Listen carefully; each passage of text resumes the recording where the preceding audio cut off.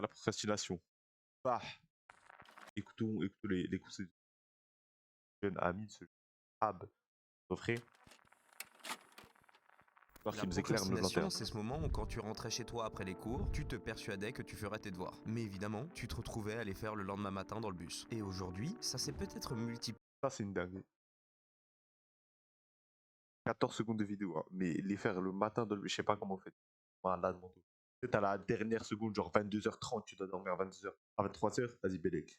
Et les faire dans le bus, c'est une faute. Dans ta vie pour des choses aussi banales que de l'administratif par exemple. En bref, la Ah bah non, procrastination c'est c'est le chiant. fait de retarder ou de reporter des tâches à plus tard, souvent au-delà de ce qui peut être considéré comme raisonnable, voire bénéfique. C'est un phénomène Ouais. complexe aux origines variées et qui a un réel impact sur nos modes de vie et qu'on retrouvait déjà tard à l'époque. Historiquement, la procrastination c'est un concept qui existe depuis Ah, l'Antiquité. l'époque. Enfin je veux dire que ça avait déjà été conscientisé dès l'Antiquité. Évidemment que ça existait déjà à l'époque, je veux dire on l'a pas inventé il y a quelques années, enfin bref. Et des philosophes grecs comme le Big Socrate ou le Big Aristote parlait déjà de l'acrasia, qui est un état où une personne agit contre son meilleur jugement par faiblesse de volonté. Une belle formule pour définir la flemme de faire ce qu'on a à faire. Cependant, Je c'est au cours des dernières pense après les vidéos, voilà, après le décennies vérifiement, une je belle suis un formule meilleur homme. pour définir Genre, je ferai, à chaque fois que je vais vouloir faire un truc, je vais penser à ça, je vais en mode, allez, lève-toi. la flemme de faire ce qu'on a à faire. Cependant, c'est au cours des dernières décennies que la recherche scientifique a commencé à explorer la procrastination en tant que phénomène psychologique et neurologique distinct. Déjà, sur le plan neurologique, on peut retrouver dans l'implication de la procrastination le cortex préfrontal, qui est le responsable de la planification complexe, de la prise de décision et de la régulation des impulsions. Lorsque le cortex est moins actif ou lorsque sa communication avec d'autres parties du cerveau est perturbée, cela peut conduire à une augmentation de la procrastination. De plus, le système limbique, qui est associé à la gestion des émotions et des Là, j'ai mal à la tête. joue également un rôle dans la tendance à procrastiner, en privilégiant les plaisirs immédiats ou en évitant le stress à court terme au Gratification instantanée, on n'est pas dans ça là-dessus. détriment des objectifs à long terme. Et est-ce que ça veut dire que ce n'est pas de ta faute quand tu refuses de travailler sur tes cours et que tu dois insulter ton système limbique? Évidemment que non, tu as ta part de responsabilité. Puis dans le domaine psychologique, c'est très compliqué de définir l'origine 100% certaine de la procrastination. Ça a plusieurs sources, tout le monde n'est pas égaux ici. Certains procrastinent par manque de confiance en eux, par peur de l'échec ou par flemme, etc. etc. Chacun a son ingrédient secret. Mais dans la vie quotidienne, la procrastination peut avoir un large éventail d'impacts négatifs. Bon, déjà ça peut te mettre dans la sauce si tu fais pas ce qu'on t'a demandé de faire ou les trucs sur lesquels tu t'étais engagé. Logique. Toutefois, ça a aussi des conséquences sur le plan personnel, mental et physique, en contribuant à des niveaux de stress élevés, de l'anxiété et à un sentiment de culpabilité. À moins que tu me dises que tu sois fier de toi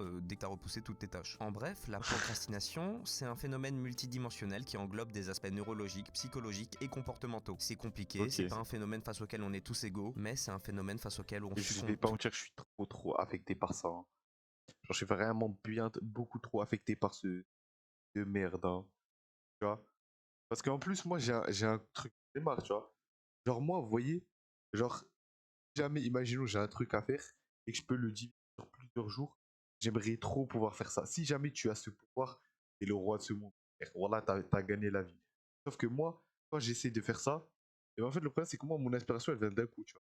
Imaginons, je dois faire un truc, genre, je dois rédiger un truc, genre, je dois rédiger un truc, par exemple, genre, je dois faire un DM, mon inspiration dans le DM, genre, ça va marcher quand je le fais d'un coup, tu vois.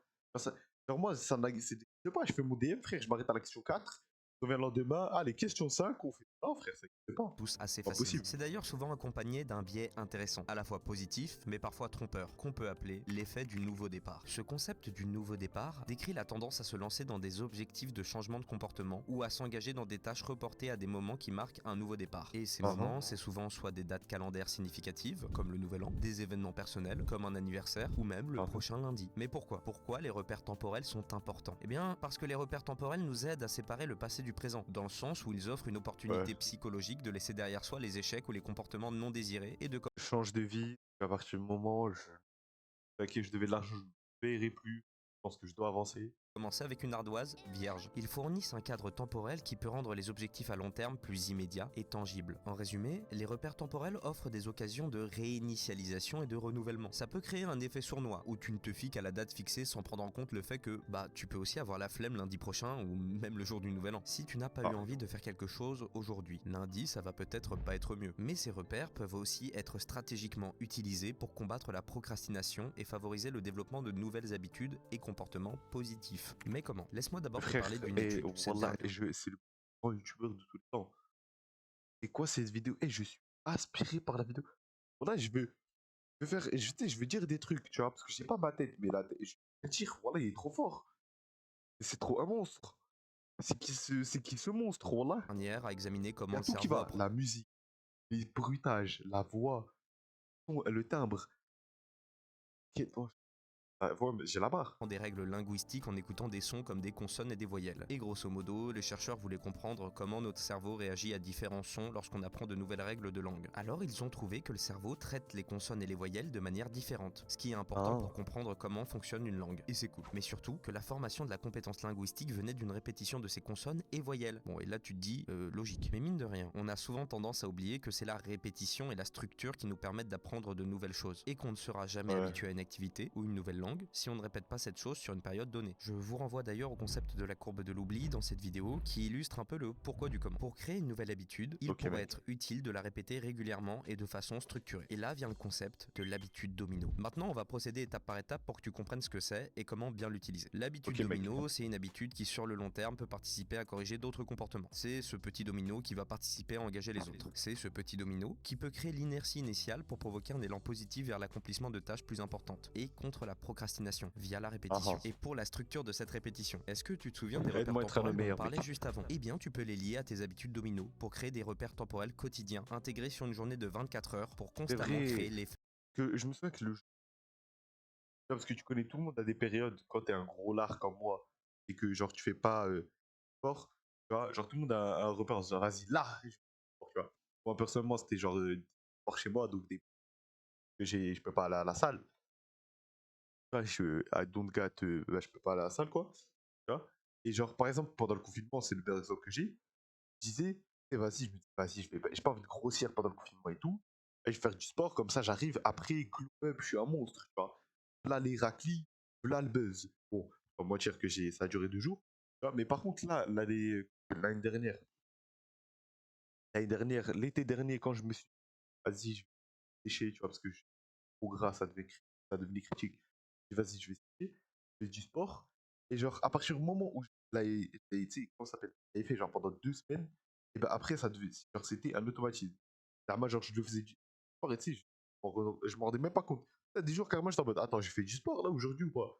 Mais frère, c'est une dinguerie, tu vois. Fait du nouveau départ. Je m'explique. Ton habitude domino, c'est une habitude qui, une fois exécutée, corrige et aligne automatiquement le reste de ta journée. Ça peut être aussi simple que se forcer à se lever tôt, faire de l'exercice, voire Ouais. simplement ranger ta chambre. Ça dépend vraiment de toi là-dessus. Et le mieux, ça reste de planifier temporellement chaque étape de ta journée avec des alarmes. Oui, c'est aussi bête que ça. Adopter. Et moi, je vais pas mentir, ça, c'est un truc que j'aime pas, genre. Genre, un truc là que je vais pas mentir que je trouve qui me stresse trop, c'est euh, le fait de trop, comment ça s'appelle, le fait de trop regarder le temps, en fait, et de trop être concentré sur le temps. Ça me pète les couilles, vous pouvez pas savoir à quel point. Parce qu'en fait, ça mange trop de stress, le fait de, genre, faire genre, Zama, de donner comment ça s'appelle, genre, imaginons, je me dis, à 15h, je fais ça. Le truc, je le fais pas à 15h pile, je me sentirais mal, parce que si je le fais pas, ben, Zahma, comment ça s'appelle ça? Genre, déjà, toute la journée, ça va m'engendrer du stress. Parce que du coup, dans ma tête, je vais me dire, ah, attends, il faut que je me rappelle qu'à 15h, je dois faire ça. Tu vois, de un. De deux, si jamais je le fais pas à 15h, je vais être en mode, ah, j'ai raté mon truc. Je vais me sentir coupable, culpabilité, me sentir comme une merde. Parce que vas-y, j'ai pas tenu ma promesse et tout, tu vois. Et ça me stresse trop, cette merde. Genre, je déteste. Tu vois. Et c'est pour ça, ça, c'est un truc que j'ai remarqué. Genre, qui me dit, ah, c'est pour ça qu'avant, on était des frères. Voilà, parce qu'avant, quand j'étais petit, on battait les couilles de quelle heure il était, mon frère. Et j'en avais rien à battre. Voilà, ma journée n'était pas dictée. Genre, tu sais, parce que là, maintenant, vu que c'est moi qui, comment ça s'appelle, je m'endors tout seul et je me réveille tout seul avec une alarme, tu vois. Quand je dors, je suis matrixé par le temps qui passe. Quand j'étais petit, genre, avant le lycée, tu vois, avant le lycée, quand j'étais au collège, donc troisième, quatrième, cinquième. Mes frères, vu que j'habitais Zama pas dans une grande maison et tout, sa chambre était à côté de chez moi, elle était à côté de ma chambre. Et bah, du coup, c'était ma mère qui me réveillait. Et du coup, j'en avais rien à battre de quelle heure il était, parce que c'est ma mère qui me dit, vas-y, va dormir. C'est ma mère qui me dit, réveille-toi. Tu vois. Et du coup, je savais pas il était quelle heure, moi. Genre, Zarma, je connaissais juste l'heure pour sortir de chez moi, tu vois. Mais genre, j'avais pas à stresser. Parce que je savais que si genre, le jour où ma mère me réveillait, jamais juste ma routine tranquille, et ben, j'allais pas être arrivé en retard, tu vois.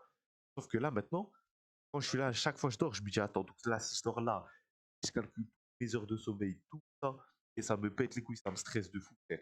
Et du coup, je me sens grave mal, genre. Dans ta journée, des repères temporels peut permettre de créer constamment cet effet du nouveau Mais départ. du coup, Et le donner des mieux, c'est repères de le temporels, faire je pour chaque déteste ça, moment tu qui vois. peut engager une habitude domino pour Genre, faire un. genre, un truc que je préférais, c'est genre le faire à tel moment de la journée que tel truc, tu vois.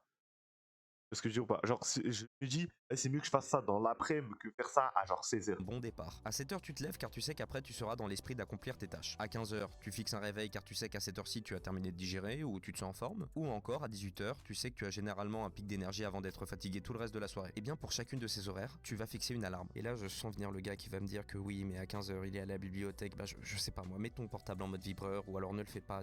Un peu de bon sens paysan s'il te plaît. Concentre-toi. Ah, Ces paysan, alarmes c'est pas feront frère. office de chien de garde pour Oh, être mec. sûr que tu fixes un comportement qui reste sur les rails de ce que tu veux accomplir. Évidemment, n'abuse pas et ne dépasse pas un nombre correct de repères. Fixe-toi, on va dire, 6 repères maximum. Sinon, tu vas juste perdre en flexibilité et en adhésion. Et grâce à tout ça, tu vas réduire ta charge cognitive, simplifier ta prise de décision et externaliser la gestion du temps. Donc, je résume rapidement les 3 étapes. Identifie les habitudes domino, fixe des repères temporels nécessaires pour y parvenir, limite-les pour garder de la flexibilité et de l'adhésion, et définis des alarmes pour chaque repère temporel. Puis, si tu loupes un de tes repères, bah passe au suivant et ne te laisse pas déstabiliser. Et au fur et à mesure, tu repousseras naturellement la procrastination. Tout se fera sur le long terme. Et maintenant, 2 choses. La procrastination, comme je l'ai dit auparavant, ça a trop de sources pour pouvoir généraliser ses origines et la manière que tu peux avoir de lutter contre. Je pourrais te donner tous les conseils du monde. Si ça se trouve, au fond, tu as des soucis plus importants qui feront que tu ne souhaites pas arrêter de procrastiner, ou alors que tu ne peux pas. Et il y a même un monde où tu seras plus sensible à différentes méthodologies. Certains sont faits pour se jeter dans le feu sans concession, et dans ce cas, qu'est-ce que tu fais ici? Et d'autres ont besoin de progresser petit à petit, en se fixant un cadre. Et là, l'habitude domino peut être pertinente. Et d'autres essayeront, mais devront passer sûrement par d'autres étapes pour dépasser ce stade de la procrastination, que ce soit par un déclic, un soutien de leur entourage ou simplement le besoin de parler avec quelqu'un, même un professionnel. Donc garde tout ça en tête, cette rien n'est personne parler magique pendant et tout dépend 40 réellement de toi. minutes. Comprends que pour que ça fonctionne à 100%, tu dois personnaliser la formule. Et là, c'est à toi de faire le travail d'identifier et de conscientiser ce qui ne va pas. Les explications et la vulgarisation que je fais, c'est 30% des connaissances que tu avais peut-être besoin d'avoir. Mais les 70% de mise en pratique sont uniquement entre tes mains. Enfin, dans une ancienne vidéo, j'avais défendu l'idée de la routine flexible. L'idée, c'était de s'affranchir des repères temporels. Et bien ici, c'est vraiment le contraire. Je pense que pour certains, il est nécessaire d'apprendre à se discipliner de façon plus stricte pour mieux apprendre sur le long terme et se libérer des contraintes temporelles, tout en gardant cet esprit rigoureux. Salut.